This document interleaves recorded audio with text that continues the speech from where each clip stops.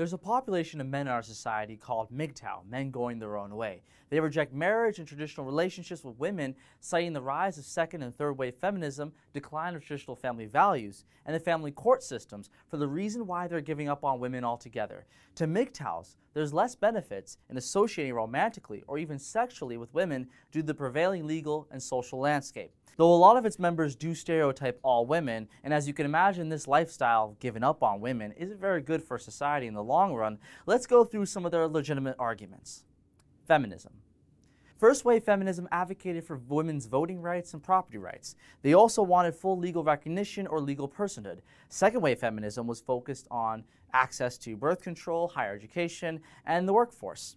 They also began tweaking some of the laws to, in effect, cause men's rights issues in the future. More on that later. Third wave feminism was largely focused on defeating the patriarchy, redefining gender, and positioning women in a place of authority, sometimes at the expense of men. To my knowledge, MGTOWs dislike the aspects of second and third wave feminism, not first wave feminism. It's important to understand this because feminism is the social backdrop in which all these sexist laws and cultural values derive from. Academic third wave feminism, for example, rationalizes the lie that men and masculinity are oppressive and unfeeling and even a little bit rapey. Feminists are so convinced that men are potential rapists that every now and then we see a case of a man being unjustly blamed for a rape case, like what happened in the Duke lacrosse case or the UVA case. If cases like these do occur, is it any surprise then that some men would want to go their way and avoid relationships altogether? It's not a surprise to me. Child custody. In many countries and in many states, the courts used to discuss divorces, child custody, and fertility laws is something called equity court systems.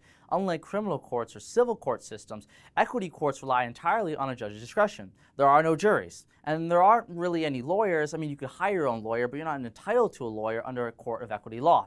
In any given year, half of marriages end in divorces. Women initiate 69% of all divorces. In America, women win custody cases, so primary custody of children, 68 to 88% of the time. There are only two explanations as to why women have totally won the war over children in custody court battles. Either fathers are incompetent compared to mothers, or there are biases and preferences within our society for women being caregivers that reflect on the decisions of individual judges, so thus, collectively, we get the disproportionate rulings we see.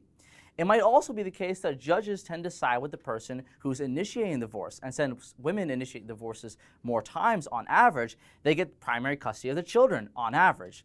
Regardless of the reasons why, there is unfairness in our child court systems as fathers, the ones who stay with their child's life, are not irresponsible or not uncaring as the stats would suggest. There is an unbalance within the family court system.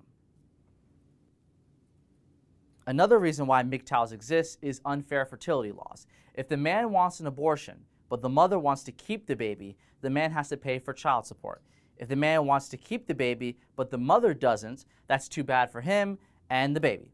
So not only does the man not have a choice on whether or not the child lives, but also the man has no choice in whether or not he gets to pay for child support. MGTOWs often argue that there should be a legally protected opportunity when a man can opt out of the parental responsibilities, primarily because A, women have the opportunity to opt out of parental responsibilities through abortion, but men don't, and B, the man has no say in the abortion, thus the parental responsibilities are determined by the woman and not himself.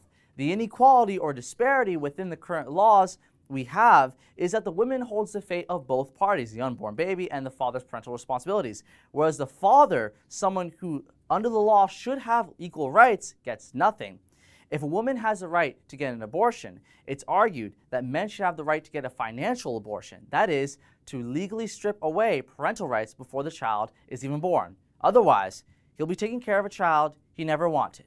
I'm Fayza from the Rebel.media. There are many reasons why MGTOW exists. I just gave you a few. If you enjoyed the video, like, subscribe to Rebel Edge, and please comment down below to tell us what your opinion is on this topic.